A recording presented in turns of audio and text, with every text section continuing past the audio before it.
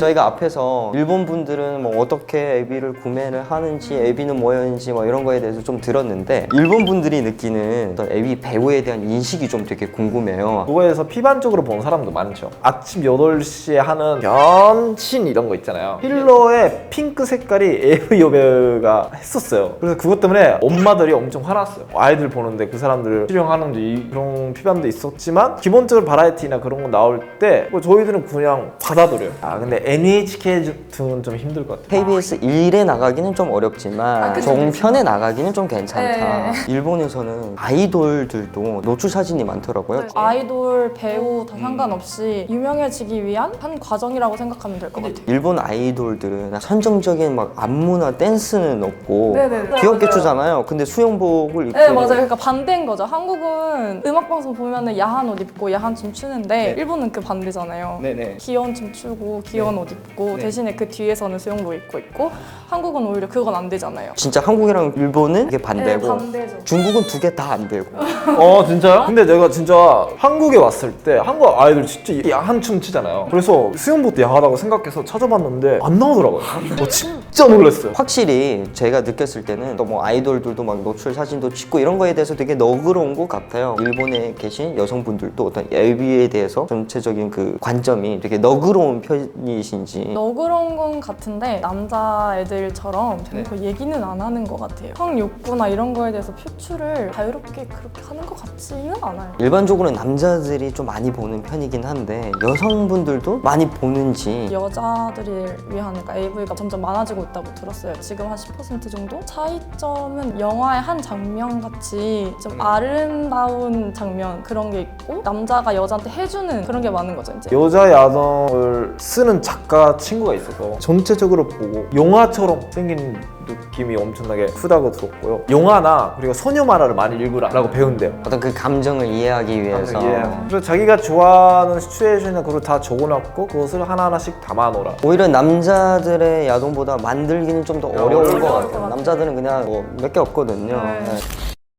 한국에 살고 있는 중국인, 일본에 살았었던 한국인, 한국에 살고 있는 일본인. 일본에 있는 AB가 중국이나 한국 사람들 되게 많이 보고 있거든요. 그러니까 이거에 대해서 혹시 어떻게 생각하시는지 되게 궁금하거든요. 그런 적 있는데, 일본 야동을 보는 사람은 일본 사람보다 중국 사람, 한국 사람이 많다고 들었어요. 가장 큰 이유는 나라가 규제해서 그런 것 같아요. 다이어트하고 똑같잖아요. 다이어트 때 맛있는 음식을 먹고 싶어도 참아서 근데 갑자기 새벽 2시, 3시에 일어나서 막 먹잖아요. 그런 위험성도 성에 대해서 있는 것 같아요. 오히려 더 숨기고 있으니까 뭔가 어떤 한순간에 폭발하고 더 보게 되고. 자는 거, 먹는 거, 섹스는 하나의 인간이잖아요, 그게. 그거 안 하는 걸로 불가능해요. 근데 너무 한국 여성분이 그런 이야기 하면 이렇게구나. 사실 저 일본 친구가 술취를 해서 좀 야한 이야기해서 지금 재판 중이에요. 그래서 다른 문화에서 발생한 어떤 오해인데 이 부분이 이제 재판까지 갔다는 거에 대해서는 좀 안타까운 현실이고요. 재판 두 분 다 오해 없이 깨끗하게 풀렸으면 좋겠습니다. 일본에서 계실 때는 아셨나요? 이렇게 일본 야동을 되게 많이 찾아본다는 걸. 일본 애들은 몰랐는데 저는 알고 있었어요. 혹시 일본 사람들이 이런 걸 들었을 때 어떤 생각인가요? 뭔가 왜 굳이 일본 거를? 근데 그렇게 좋은가? 약간 이래요. 일본 거밖에 없으니까 일본 거를 보는 거거든요. 혹시 한국의 어떤 성인 영화를 본 적은 있으신가요? 죄송합니다, 없습니다. 보고 싶으면 야동 보면 되는데 왜 영화를 보는 거예요? 혹시 보현님은 한국 성인 영화를 당연히 보셨을 네, 거고, 본 적은 있죠.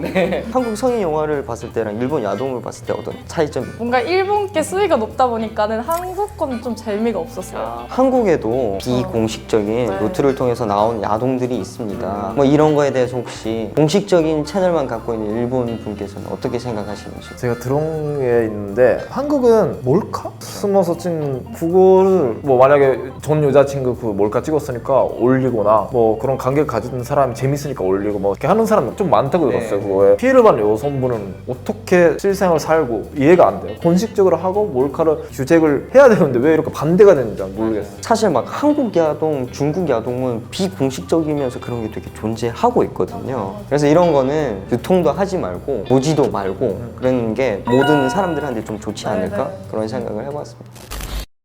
네, 지금까지 두 분을 모셔놓고 일본 AV 문화에 대해서 알아보는데요. 일본 사람들이 생각하는 AV 자체가 좀 궁금을 했었어요. 그래서 좀 많은 이야기를 들어서 너무 감사하고요. 진짜로 인식을 조금씩 바뀌면 우리 편안한 사회가 될 거예요. 이 영상부터 사회를 만드시자. 이것뿐만 아니라 궁금한 게 되게 많을 거거든요, 시청자분들이. 정성껏 써주신 댓글은 히로키 씨가 답글을 달아드리도록 하겠습니다. 손에 대한 관련된 것은 제가 좀 많이 공부를 했기 때문에 리톨 시미켄 더 열심히 있게 구독과 좋아요 뺨!